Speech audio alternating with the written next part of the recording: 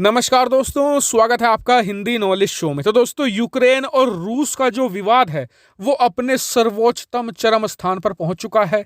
रूस ने यूक्रेन की सीमा पर 12,000 टैंक, 330 लड़ाकू विमान, करीबन 1600 तोपें, 240 हेलीकॉप्टर और 75 शिप, इसके अलावा 6 बेहद ही ज्यादा ताकतवर पनडुब्बियां भी तैनात कर दी गई है और यूक्रेन को 3 तरफ से घेर लिया गया है। जी हां, एक तरफ तो रूस की सीमा, दूसरा बेलारूस की तरफ से और तीसरा नीचे से क्राइमिया की तरफ से। और आपको बता दूं कि यह सब कुछ चीज रूस सिर्फ धमकाने के इरादे से अब नहीं कर रहा है।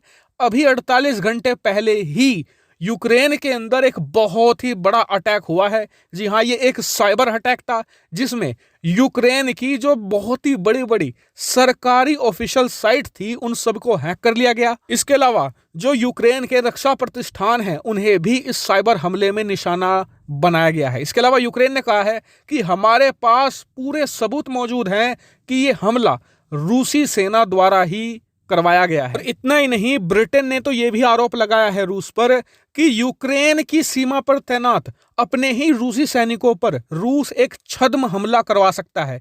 यानी कि उसे इस तरीके से अटैक करवाएगा अपने ही सैनिकों पर जिससे कि लगे कि यह हमला यूक्रेन ने करवाया है, और फिर इसका बहाना लेकर रूस की सेना यूक्रेन के दोनबास इलाके में एंटर कर जाएगी। अब अपनी स्क्रीन पर देख सकते हैं, यह है दोनबास इलाका।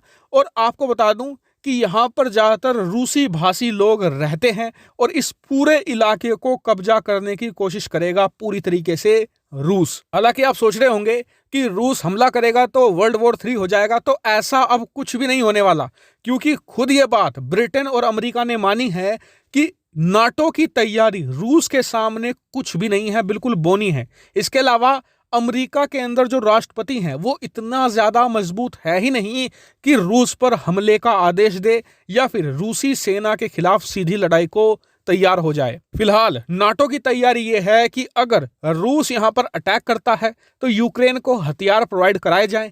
इसके अलावा रूस पर भारी मात्रा में प्रतिबंध भी लगवाए जाएं और रूस को इन दोनों ही बातों से कुछ खास फर्क नहीं पड़ता। और आपको बता दूं कि यही कारण है जो रूस को हमला करने के लिए उकसा रही है, क्योंकि पुतिन को यह लग रहा है कि यह बेस्ट चांस है आधे यूक्रेन को कब्जाने का, क्योंकि कुछ पता नहीं 1 साल बाद 2 साल बाद क्या सिनेरियो बनता है, फिर कब्जा कर पाना हो सकता है और भी ज्यादा मुश्किल हो। ऐसे में यह बेस्ट चांस है। वहीं ज्यादातर जो एक्सपर्ट हैं वो ये मान रहे हैं कि यूक्रेन की सेना अभी इतनी ज्यादा बड़ी नहीं है कि वो रूसियों का मुकाबला कर पाए।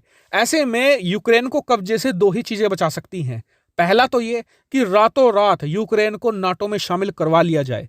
अगर ऐसा होता है तो फिर रूस हमला कर ही नहीं पाएगा। दूसरा यहां पर सिनेरियो ये है कि अगर अमेरिका रातों रात अपने कुछ हजार सैनिक ही रूस यूक्रेन की सीमा पर तैनात कर दे, ऐसे में तब भी रूसी हमला रोका जा सकता है। अब बात करें पहले सिनेरियो की कि क्या रातों रात यूक्रेन को नाटो में शामिल कर सकते हैं, तो इसका मेरा जवाब है बिल्कुल भी नहीं। कारण उसका यह है कि नाटो के अंदर कुछ ऐसे डरपोक देश हैं जिन्हें डर ये लगता है कि कल को नाटो में यूक्रेन को शामिल कर लिया और उसके बाद रूस ने हमला कर लिया तो हमें रूस पर अटैक करना पड़ेगा, रूस से युद्ध लड़ना पड़ेगा। ऐसे में वो डरते हैं और वह फिलहाल रोक रहे हैं यूक्रेन को नाटो में आने से। हालांकि अमेरिका और ब्रिटेन पूरी कोशिश कर रहे हैं कि किसी तरीके से यूक्रेन नाटो का सदस्य बन जाए, लेकिन फिलहाल यूक्रेन की राह मुश्किल लगती है।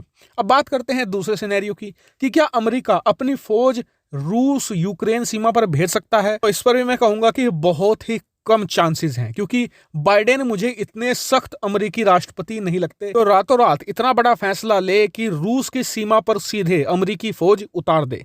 ऐसे में इस समय यूक्रेन का बचना बहुत ही ज्यादा मुश्किल लग रहा है। लेकिन मैं आपसे रिक्वेस्ट करना चाहूंगा कि आने वाले 1 से लेकर 2 हफ्ते में बहुत ही इंटरेस्टिंग चीजें निकलकर सामने आएगी, इसलिए चैनल को सब्सक्राइब कर लेना ताकि आप कोई भी अपडेट मिस ना करें। फिलहाल इस वीडियो में इतना ही। Thank you very much for watching video.